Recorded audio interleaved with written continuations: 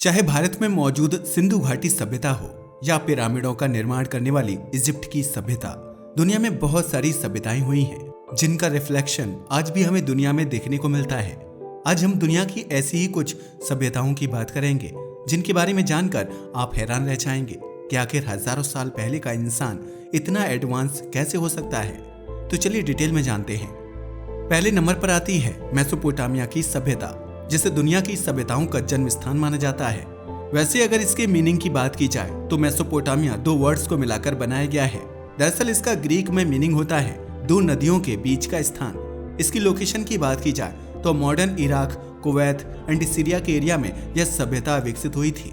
यह area tigris और Euphrates नदियों के बीच लोकेटेड था, जिसने advance agriculture, city building and cultural progress को पॉसिबल बनाया। यही वो सभ्यता थी जिसने मोस्ट ऑफ द वर्ल्ड को मॉडर्निटी का पाठ पढ़ाया। वैसे मेसोपोटामिया की फर्स्ट मेजर सिविलाइजेशन सुमेरियन थी, जिसने सिटी स्टेट की इंस्टॉलेशन की। इसमें बाबुल, अक्कड़ और असुर प्रमुख थे। इन्हीं लोगों ने पहली बार राइटिंग सिस्टम डेवलप्ड की थी, जिसे क्यूनिफॉर्म कहा जाता था। इसका इस्तेमाल law codes, trade codes and literature के लिए किया गया।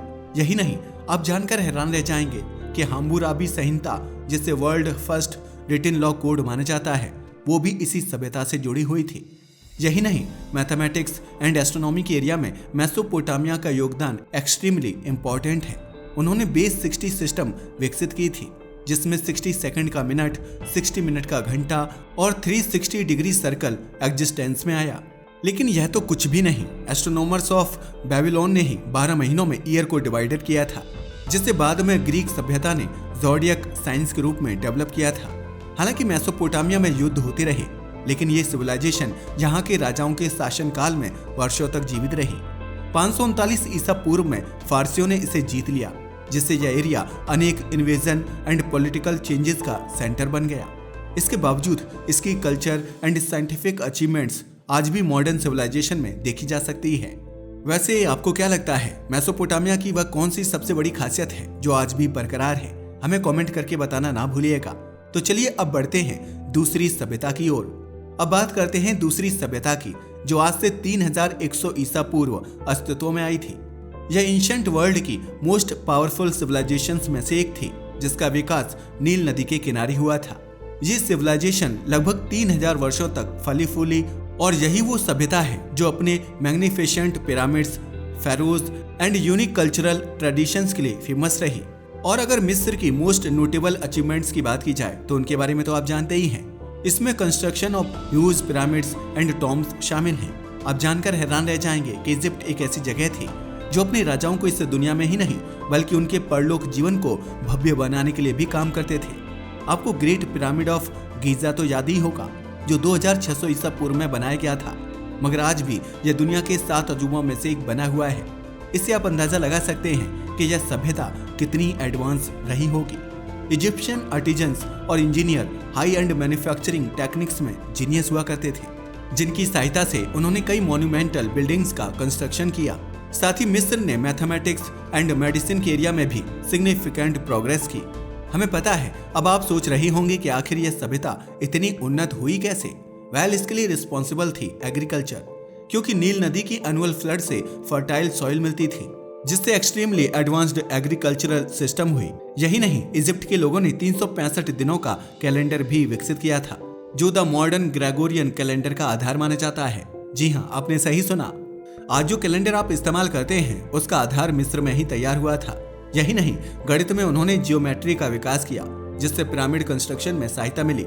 और आप जानकर हैरान रह जाएंगे कि राइटिंग सिस्टम में भी इजिप्ट के लोगों ने बड़ी सफलता हासिल की थी। उन्होंने चित्रलिपि यानी हायरोग्लिफिक्स विकसित की थी, जो बाद में पपायरस नाम के कागज पर लिखी जाने लगी। इस सिस्टम ने एडमिनिस्ट्रेशन एंड लिटरेचर को प्रोटेक्ट करने में इंपॉर्टेंट रोल प्ले किया। मगर फिर 332 ईसा पूर्व में अलेक्जेंडर द ग्रेट ने इजिप्ट को जीत लिया, जिससे इसकी फ्रीडम समाप्त हो गई। हालांकि इसकी writing system and scientific achievements ने इजिप्ट पर परमानेंट इफेक्ट छोड़ा, जो आज भी स्टडी एंड अप्रिसिएशन का सब्जेक्ट बनी हुई है। अब आते हैं दुनिया की तीसरी सभ्यता पर, जो मौजूद थी हमारे प्यारे भारत में। इस सभ्यता का विकास सिंधु घाटी सभ्यता के रूप में हुआ था, जो आज के भारत, पाकिस्तान और अफगानिस्तान में फैली थी। इसे दुनिया की most ancient and advanced civilisations में से एक माना जाता है। हड़प्पा और मोहनजोदड़ो जैसे नगरों के प्रमाण बताते हैं कि यहाँ एक ऑर्गेनाइज्ड सोसाइटी हुआ करती थी। इस सभ्यता की सबसे बड़ी विशेषता इसकी वेल प्लान्ड सिटी सिस्टम थी। यहाँ के घर बेक्ड ब्रिक्स के बने होते थे, सड़कों का ग्रिड पैटर्न था और एडवांस्ड ड्रेनेज सिस्टम हुआ करता था। यही नहीं, आप जानकर हैरान रह जाएंगे कि हड़प्पा सभ्यता के लोग ट्रेड एंड वर्कमैनशिप में जीनियस थे। प्राचीन भारत का मोस्ट इम्पोर्टेंट कंट्रीब्यूशन इसका कल्चरल एंड रिलीजियस फिलॉसफी था। ऐसा माना जाता है कि शायद यहाँ पर हिंदू धर्म की नींव पड़ी थी। अब बात करते हैं दुनिया की चौथी सभ्यता की, जो प्राचीन चीन की सभ्यता थी। यह एक ऑर्गेनाइज्ड एंड यूनिफॉर्म कल्चर वाली सभ्यता थी, जिसे दुनिया की सबसे पुरानी और प्रभावशाली सभ्यताओं में से एक माना जाता है। ये मेनली होंगहो एंड यांगसी रिवर्स के किनारे विकसित हुई थी। इसकी जियोग्राफिकल लोकेशन की बात करें तो यह Himalayas, Gobi desert and Pacific Ocean से घिरा हुआ था। यही कारण था कि यह प्राचीन काल से ही एक्सटर्नल इन्वेजन से बचा रहा, जिससे इसकी कल्चर इंडिपेंडेंटली डेवलप हो सकी। वैसे अगर एंशिएंट चाइना के मेजर डायनेस्टीज की बात करें तो इसे 4 मेन डायनेस्टीज में विभाजित किया जाता है, जिसमें शामिल है शिया, शांग, झोउ और किन। और अगर शिया राजवंश की बात की जाए तो 2100 से 1600 ईसा पूर्व तक अस्तित्व में थी। इसे चीन का पहला राजवंश माना जाता है। हालांकि वो अलग बात है कि आज भी इसके हिस्टोरिकल एविडेंस लिमिटेड है। वहीं अगर शांग राजवंश की बात की जाए तो ये 1600 से 1046 ईसा पूर्व तक मौजूद थी। इस काल में bronze, metallurgy, painting and written language विकसित हुई। झोउ राजवंश यानी 1046 से 256 ईसा पूर्व में चीन में कन्फ्यूशियस जैसे द ग्रेट थिंकर्स का राइज हुआ। वहीं अगर बात की जाए किन राजवंश की तो ये 221 से 206 ईसा पूर्व तक अस्तित्व में थी। और आप जानकर हैरान रह जाएंगे कि यही वो टाइम था जिस दौरान चीन का पहली बार पॉलिटिकल इंटीग्रेशन हुआ। महान चीन की दीवार का निर्माण प्रारंभ हुआ और currency, writing system and cartography system लागू की गई। यही नहीं, इस सभ्यता ने decimal system, abacus calculating instrument and clock के अलावा प्रिंटिंग टेक्निक्स भी विकसित की। साथ ही production of paper and ceramics utensils का विकास भी यही हुआ। इतना ही नहीं, आप जानकर हैरान रह जाएंगे कि मिलिट्री ऑर्गेनाइजेशन में एफिशिएंसी के लिए संतजू ने famous book the art of war लिखा था। यही कारण है कि एंशिएंट चाइना का प्रभाव आज भी विश्व की संस्कृति और विज्ञान में देखा जा सकता है। चलिए अब आगे बढ़ते हैं और बात करते हैं अगली सभ्यता की, जिसका नाम है प्राचीन पेरू की सभ्यता। प्राचीन पेरू सभ्यता की बात की जाए तो यह दक्षिण अमेरिका की most important and advanced civilisations में से एक थी। वैसे तो यहाँ पर कई महान संस्कृतियां विकसित हुई, जिसमें नाजका, मूचे और इनका प्रमुख हुआ करती थी। ये सभ्यताएं अंडीज पर्वत श्रृंखला और प्रशांत महासागर के तटीय क्षेत्रों में फ्लरिश्ड हुई।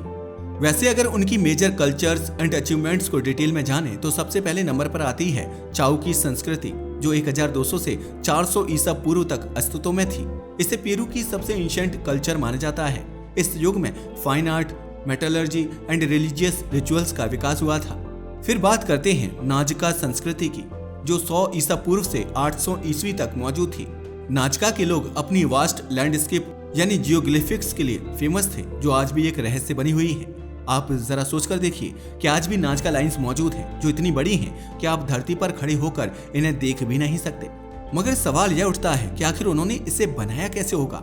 खैर, वो एक अलग कहानी है। फिलहाल बात करते हैं मूचे संस्कृति की, जो 100 से 700 ईस्वी तक अस्तित्व में थी।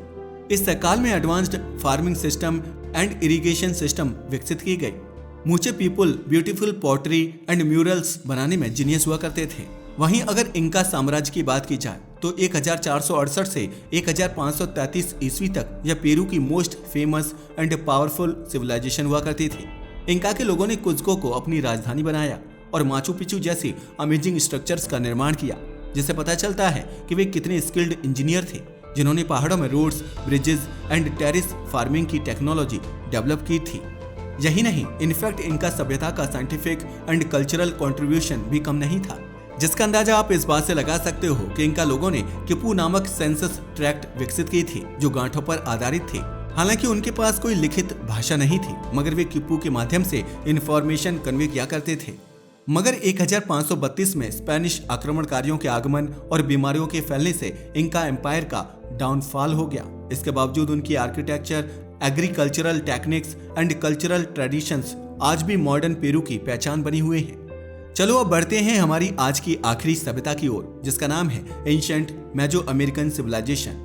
मेसो अमेरिकी सभ्यता की बात की जाए तो इसका area modern Mexico, Guatemala, Belize Honduras and El Salvador तक फैला हुआ था। यहाँ पर एक या दो नहीं बल्कि कई महान सभ्यताएं विकसित हुई, जिनमें ओलमेक, माया, एज़टेक, ज़ेपोटेक और टोलटेक सबसे खास थीं। ये सभ्यताएं astronomy, mathematics, writing and architecture में हाईली एडवांस्ड थीं। अगर ओलमेक सभ्यता की बात की जाए तो 1500 से 400 ईसा पूर्व तक यह एग्जिस्टेंस में थी। इसे मेसो अमेरिका की मदर कल्चर माना जाता है।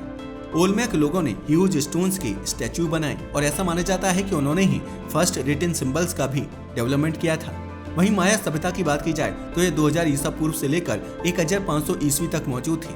माया के लोग अपने astronomical knowledge, pyramid construction, calendar system and hieroglyphic writing के लिए फेमस थे। उन्होंने अपने शहरों में एडवांस्ड आर्किटेक्चर विकसित की, जिसमें Chichen Itza and tackle main है। एज़टेक सभ्यता की बात की जाए तो यह 1300 से 1521 ईस्वी तक अस्तित्व में थी। एज़टेक के लोगों ने टेनोचिटिलान यानी कि आधुनिक मैक्सिको सिटी को अपनी राजधानी बनाया। उन्होंने efficient administrative system, drainage system and human sacrifice की ट्रेडिशंस डेवलप की थी। वहीं अगर बात की जाए ज़ेपोटेक एंड टोलटेक सिविलाइजेशन की, तो ज़ेपोटेक सिविलाइजेशन ने सिटी ऑफ मोंटे अल्बन की स्थापना की थी, जबकि टोलटेक लोग warrior culture and impressive architecture के लिए जाने जाते थे। इतना ही नहीं, मेसो अमेरिकी सभ्यताओं ने गणित में भी कई अवधारणाएं, 365 दिन का कैलेंडर, ग्रहण गणना तथा चंद्र कैलेंडर विकसित किए थे। उन्होंने हायरोग्लिफिक राइटिंग सिस्टम भी विकसित की थी, जिसमें पत्थरों पर चित्र बनाए जाते थे। लेकिन 16वीं शताब्दी में स्पेनिश इन्वेडर्स एंड डिजीज के कारण एज़टेक सभ्यता का पतन हो गया। फिर भी उनकी स्थापत्य कला, कैलेंडर प्रणाली और धार्मिक परंपराएं आज भी आधुनिक मैक्सिको और मध्य अमेरिका की संस्कृति में देखी जा सकती हैं। वैसे आपको इन सभ्यताओं में से कौन सी सबसे ज्यादा आकर्षक लगी, हमें कमेंट करके बताना ना भूलिएगा। साथ ही अगर आपको हमारी वीडियो पसंद आई हो तो इसे लाइक करें और हमारे चैनल को सब्सक्राइब करें। धन्यवाद।